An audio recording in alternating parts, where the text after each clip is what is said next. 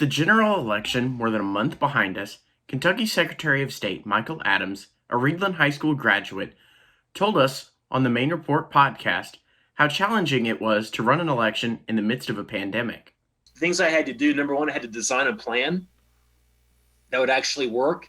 And then number two, I had to get it approved by the legislature and the governor, which was tricky, but we got that done. And then the third thing I had to do was explain to the public. Adams got a lot of credit for his bipartisan efforts to keep Kentuckians safe and still have an election that everyone could participate in. He's actually been a very good and reliable partner since about the middle of April. We worked together working out these little kinks to try to find ways to make sure that we didn't let the virus disenfranchise anybody. And there's a measure of trust now that wasn't there 7 months ago.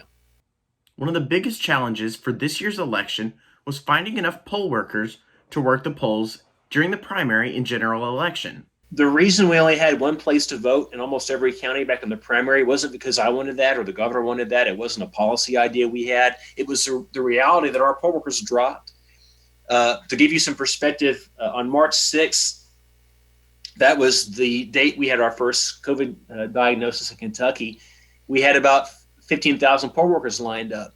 2 weeks later, the deadline to register to be a poll worker was March 20th. We had 2,000 poll workers. Changes to this year's election included 3 weeks of early voting, expanded absentee voting, and countywide vote centers. Our state saw successes with each of these changes. We asked Secretary Adams if he would recommend that any of these changes be made permanent. In no particular order, one of them is early voting. I don't think we need 3 weeks every election. That was kind of a unique situation for this year, but I'd love to have a few days. Number two, I'd like to keep the absentee ballot request portal. I'm not advocating that we expand absentee voting overall, but we are going to have more people voting absentee going forward than we've had previously, just because way more than 2% of voters qualified to vote absentee. They just didn't. They either didn't know about it or they just weren't familiar with it or didn't trust it. Now they've used it. The third thing is I'd like to keep the cure process that you mentioned. In 2018, 7.5% of absentee ballots were thrown in the garbage. Voted absentee ballots were received by clerks and then chucked because the voter made some simple mistake.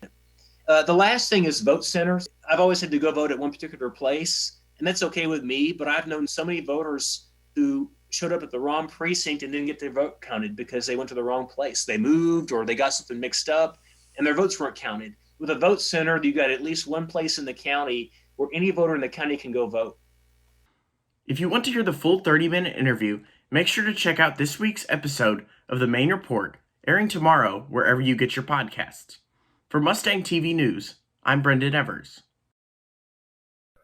Hello, Cyrus Stewart here with Mustang TV News on your latest COVID update with the schools and the county. Recently and earlier today, I emailed Mr. Matt Hauser about whether he thought that we would be going back to school after Christmas break and what's going on with the county. He said that it's really too hard to tell whether we're going to be going back but after Christmas break just because of the influxes that we've been having with the numbers, and that it's really too far away to tell. Also, Miss Jamie Jones released an announcement last night for elementary and intermediate school children. It was about them going back to in-person learning, and they decided that all intermediate and elementary school children will continue virtual learning December 7th through the 11th.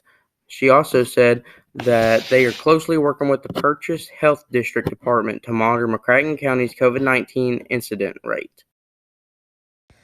MCHS seniors, you can now send in your yearbook images to mchs.yearbook@mccracken.kyschools.us. And remember to submit your name how you want it to be in the yearbook. The home place at Lamprey Lakes needs our help. In March of 2021, the home place's funding will be cut. Most of the animals and crops will be removed, along with 5 of the 7 interpreters. The Friends of LBL have asked us to reach out to our elected leaders and ask for them to help in saving the home place. Aviva Yazger, who is the executive director of the Friends of LBL, said in an email, "It is a rare occasion that the Friends of LBL advocates that we take political action.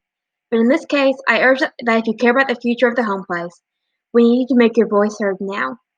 If enough of us can reach out to our elected legislators, we may convince them to offer their support in this matter. Because without the crops and animals, why else would people visit? Without major help, the home place will not survive to see 2022. Juniors and seniors, class rings are now available to order. Ordering is done through the Balfour website. There are over 100 customizable rings to choose from. You can find the link to the website in the description below. It is that time of year again. Time for the Teen Spirit exhibition hosted by the Yeazer Art Center. Due to the increasing number of COVID cases, there will not be an in-person gallery this year. It will instead be hosted online throughout the month of December. 18 pieces have been chosen from our school and can be found at the online gallery. Students will have the opportunity to sell their artwork during the exhibition, but must be aware that they have to get their work to the Yeazer Center in person so they can manage the sale. Students should be aware that the Yeazer Art Center will receive a 40% commission on all sales. It is that time of year again, Thanksgiving. Only this year it was different.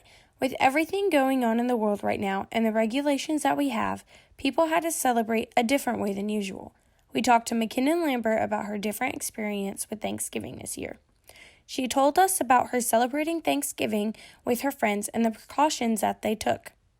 It's not very, like you're not supposed to get together with a bunch of people, but my friend group's only 5 people, so we figured we would still go ahead and do it. But one of our requirements was everyone had to get COVID tested, and it had to be a negative test. So about a week before they all came home, because they all are at different colleges and stuff, we all got tested. And she also told us about how her annual Thanksgiving plans had changed. Me and my actual immediate family, we always go to Patty's, which is a restaurant or whatever, and they always do Thanksgiving meals. But since the pandemic, they had to close indoor dining, so they canceled our reservations. So we just got takeout from a restaurant and just sat at home, and that was really nice. Thanksgiving has been stressful this year with the COVID-19 regulations. We are having to take extra precautions to stay safe. So remember at this time to stay away from large crowds and to wear a mask.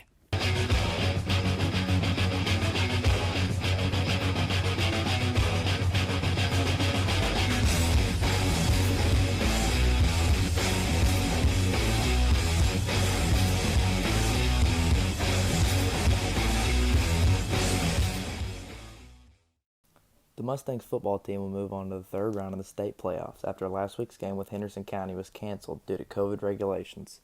The Mustangs will move on to play Louisville Male at Louisville Male. The game will kick off at 6:30 Central Time or 7:30 Eastern.